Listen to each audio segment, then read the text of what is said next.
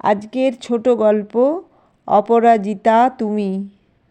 বিয়ের 1 বছরের মাথায় ফুটফুটে এক কন্যা সন্তানের জন্ম দেয় অপরাজিতা। মনে মনে অপরাজিতা মেয়ে চেয়েছিল। মেয়ে হলে খুব সুন্দর করে সাজাতে পারবে, পরীদের মতো বিনুনি বেঁধে হরেক রকমের ক্লিপ লাগাতে, রং বেরঙের জামা যে পরাতে পারবে। আর সবচেয়ে বড় কথা, একটা সময়ে মায়ের মেয়ের মধ্যে একটা সুন্দর বন্ধুত্ব তৈরি হয়। মেয়ে তার মনের সব কথা অনায়াসে বলতে পারে শুধুমাত্র মাকেই। অবশেষে রিয়া জন্মানোর পর অপরাজিতার মনের ইচ্ছে পূরণ হলো। এবার মা হয়ে উঠে মেয়ের সবচেয়ে কাছের বন্ধু, মেয়ের সবচেয়ে কাছের একজন হয়ে ওঠার পালা।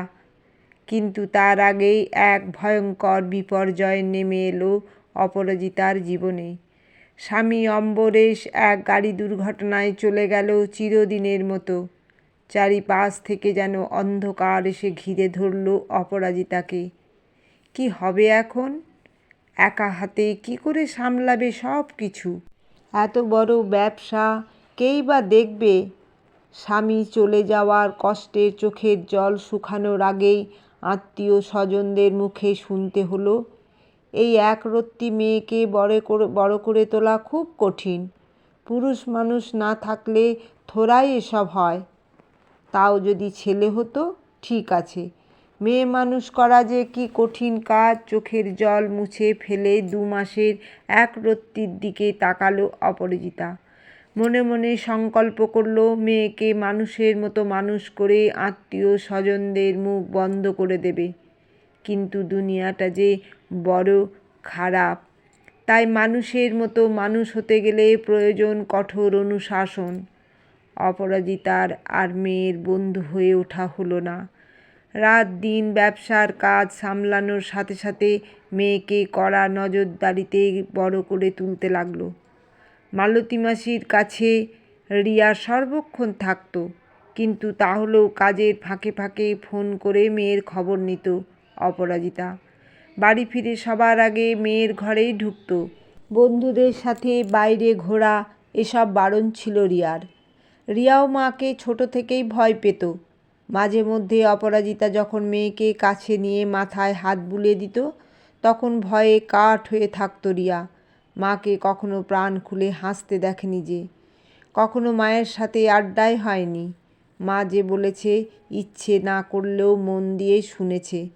কলেজ শেষ করার পর ভালো ডাক্তার পাত্র দেখে রিয়ার বিয়ে দিয়েছিল অপরাজিতা। সবাইকে চোখে আঙুল দিয়ে দেখিয়ে দিয়েছিল বাবা না থাকলেও সন্তান মানুষ করা যায়। নিজের জীবন নতুন করে শুরু করার কথা কখনো মাথায় আসেনি। রিয়ার বিয়ে হয়ে গেছে, তাও 1 বছর হতে চলল। অপরাজিতার এখন অঢেল সময়। বাড়ির থেকেই ব্যবসা কাজ করে এবং বাকি সময়টা কাটায় অম্বরেশের সাথে। অম্বরেশের ছবিটার সামনে দাঁড়িয়ে বলে, এতদিন দায়িত্ব পালনে এতটাই ব্যস্ত ছিলাম যে তোমাকেও ভুলতে বসেছিলাম। তোমার রিয়া এখন পুরো দস্তুর গৃহিণী। তাকে আসতে বলি, কিন্তু তার নাকি সময় হয় না। আজও তোমায় খুব মিস করি জানো। এই জন্যই হয়তো শত প্রলোভনকে ঠেলে সরিয়ে আজও একাই আছি। সেদিন ছিল রবিবার, কাজের চাপও কম ছিল। রিয়ার ঘরটা নিজের হাতে গোছানোর জন্য ঘরে ঢুকলো অপরাজিতা। অনেক দিন ঘরটা ব্যবহার হয়নি বলেই ধুলো পড়েছে। রিয়ার পছন্দের টেডিগুলোকে ধুলো পড়েছে। অপরাজিতা সেগুলো পরিষ্কার করতে গেলে মালতী বলল, বৌদি, তোমার তো আবার ধুলো ঘাঁটলে কাশি হয়, আমায় দাও, আমি করে দিচ্ছি।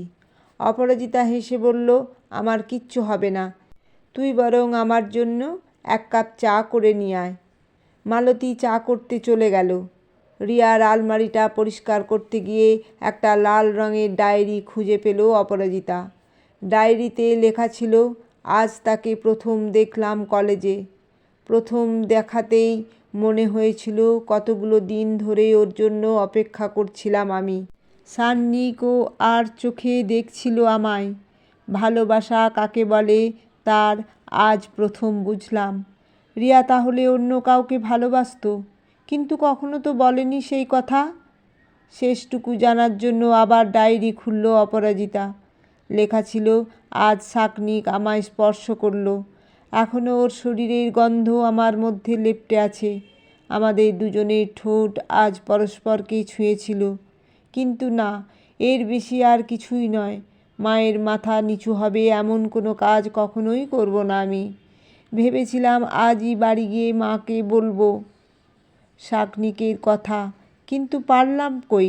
মা তো আমি বলার আগেই আমায় জানিয়ে দিল আদিত্যকে আমার হবু বর হিসাবে নির্বাচন করেছে। সেদিন সারা রাত কেঁদেছিলাম, কিন্তু মুখ ফুটে মাকে কিছুই বলতে পারিনি। বড্ড ভয় পাই যে, মনের কথা বলবো কি করে। শাকনিক বলল, চলো পালিয়ে যায়, বিয়ের পরে দেখবে সব ঠিক হয়ে গেছে। আমি বললাম, পারবো না গো, মায়ের অপমান হবে যে, তার থেকে নিজেকেই কষ্ট দিই বরং। অনেকেই তো ভালো না বেসেই জীবন কাটিয়ে দেয় শুধুমাত্র ভালো থাকার অভিনয় করে। আমিও না হয় তাদের দলেই নাম লেখাবো। কখনো মায়ের সিদ্ধান্তের বিরুদ্ধে কথা বলতে শিখিনি যে। আদিত্যের সাথে দেখা হলো আজ। কথা বলে বুঝলাম আমার মনের মতো একেবারেই নয়, কেমন যেন কাঠখোট্টা ধরনের। কিন্তু যেমনই হোক, বাকি জীবনটা এই না ভালো লাগাকে সাথে নিয়েই কাটাতে হবে আমায়। ব্যাস, ডায়েরির শেষ। চেয়ারে বসেছিলেন অপরাজিতা। মালতী চা নিয়ে ঢুকতেই মালতীকে জিজ্ঞাসা করল, মাম্মাম বলেনি ওর মনের কথা? মালতী মাথা চুলকে বলল, না তো বৌদি। তবে রিয়া ঠিক হয়ে যাওয়ার পর খুব কান্না করত, সব মেয়েরাই করে। নাও তুমি চা খাও। চায়ের কাপ মালতীর হাতে ধরিয়ে দিয়ে অপরাজিতা বলল, এটা তুই খা, আমায় বেরোতে হবে। এই বলেই গাড়ি নিয়ে সোজা রিয়ার বাড়ি ছুটল। রিয়ার বাড়িতে তখন হুলস্থুল কাণ্ড।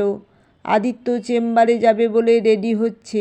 রান্নার মাসি কি একটা পদ রাঁধতে গিয়ে দেখে গ্যাস শেষ।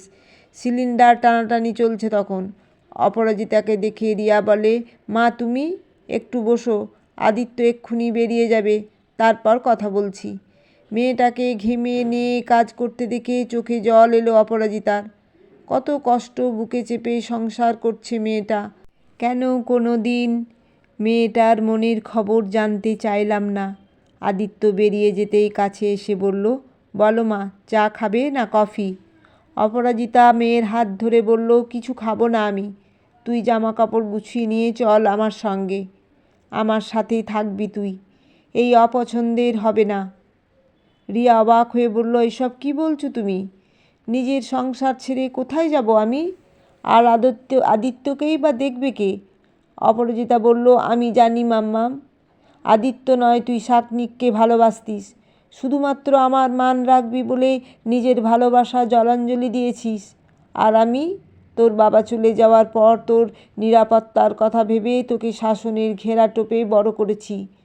কখনো তোর মনের খবর জানতে চাইনি, কখনো তোর বন্ধু হয়ে উঠতে পারিনি। কিন্তু এমন মা হতেও কোনো দিন চাইনি আমি, বিশ্বাস কর। তোর সাথে কাটানো মুহূর্তগুলো নিয়ে কত স্বপ্ন দেখেছিলাম, কোথা দিয়ে যে কি হয়ে গেল। আমায় ক্ষমা করে দিস মা। তবে আমি কথা দিচ্ছি, শাকনিক যদি রাজি থাকে আমি দাঁড়িয়ে থেকে তোদের বিয়ে দেব। তুই চল আমার সাথে। রিয়া অবাক হয়ে মায়ের কথাগুলো শুনছিল। মাকে এরকম আগে কখনো দেখেনি রিয়া। আজ মাকে দেখে একটু ভয় লাগছিল না রিয়ার। মায়ের কথা শেষ হওয়ার পর রিয়া বলল, তুমি আমার লাল ডায়েরিটা পড়েছো তাই না মা? এটা ঠিকই, আদিত্যর সাথে প্রথমটা কথা বলে আমার ওকে একেবারেই ভালো লাগেনি। কিন্তু একসাথে থাকতে গিয়ে বুঝলাম মানুষটা সবার থেকে আলাদা। বাইরেটা যত কঠিন, ভেতরটা ঠিক ততটা নরম। কবে যে ওকে ভালোবেসে ফেলেছি তা নিজেই জানি না। তাই ওকে ছেড়ে থাকার কথা ভাবতেই পারি না। আর শাকনিক আমার আগে ও পরে বহু মেয়েকে ঠকিয়েছে। বিয়ের পর আমি ছবিটা জানতে পারি।